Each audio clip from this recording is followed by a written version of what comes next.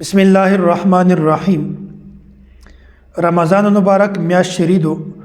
په دغه کې یو طبقه داسې دو چې هغه د تروی قایل دي، خو تروی د قرآن کریم نه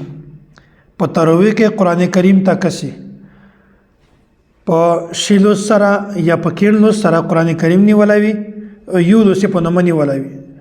بس دا قرآن کریم کسي که په موبایل کې وي که قرآن کریم کې وي خو ورته کسي دغه نه خلطه تروی کوي،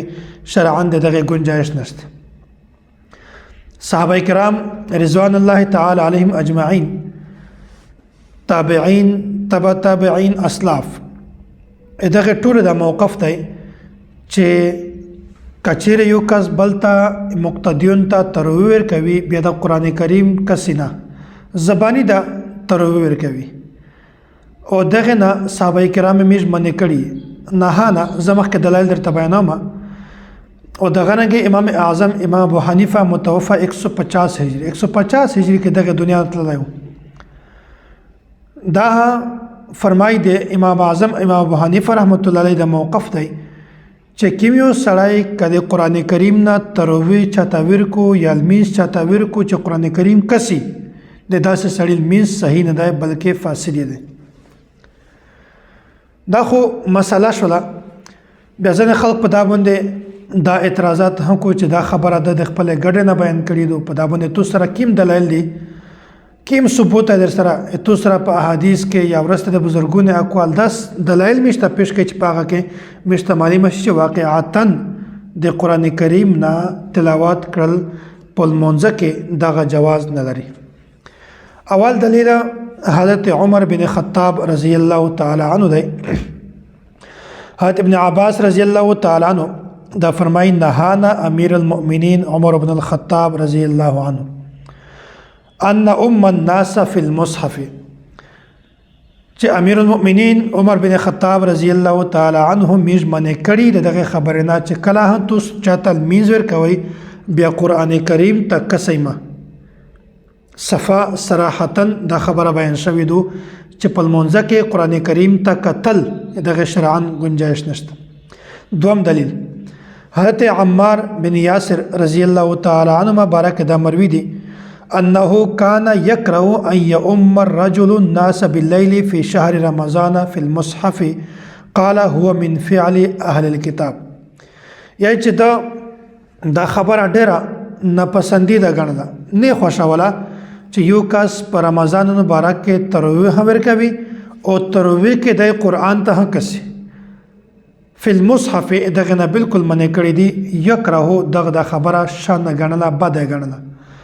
او دومره خبره دا کړی دو هو من فعل اهل الكتاب، دغه قران کریم ته په منځ کې قتل دا د اهل کتاب کور دی.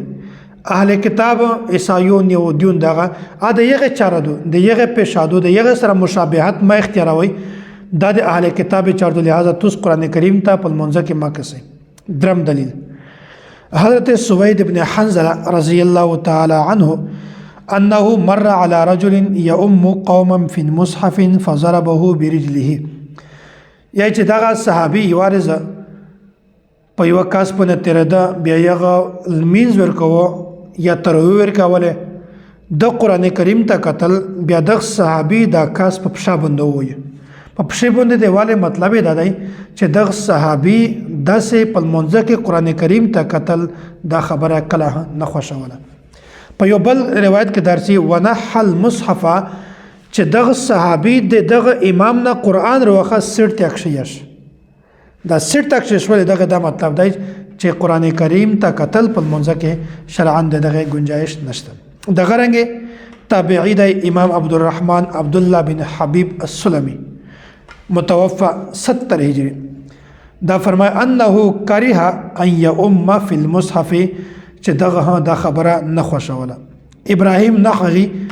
دا خبره بیانوي انه کره ان یؤم فی المصحف. امام مجاهد رحمت الله علیه فرمای انه کان یکره ان یؤم الرجل فی المصحف.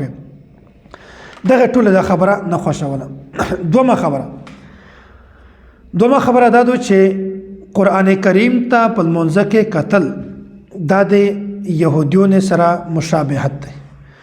يهودیونه دا عمل و چې په یو لوسوي قران کریم کو ته یو لوسوي په ځون باندې په نو باندې نیولای و دا د يهودیونه چاروا د يهودیونه د عادتو چې لمینځ ورکو تروي ورکول قران کریم ته کو نو پیغمبر علیه الصلاۃ والسلام فرمای چې توس د يهودیونو سره مشابهت ما اختیاروي خالف اليهود والنصارى توس د يهودیونو مخالفت کوي او د نصارا هم مخالفت کوي يهودیونه نصارا کې عمل او مش عمل نه کوي دغه مخالفت کوي دغه نه د خبره معلومه شو چې د رمضان مبارک په میاشت کې حکیم کس قران کریم ته کسي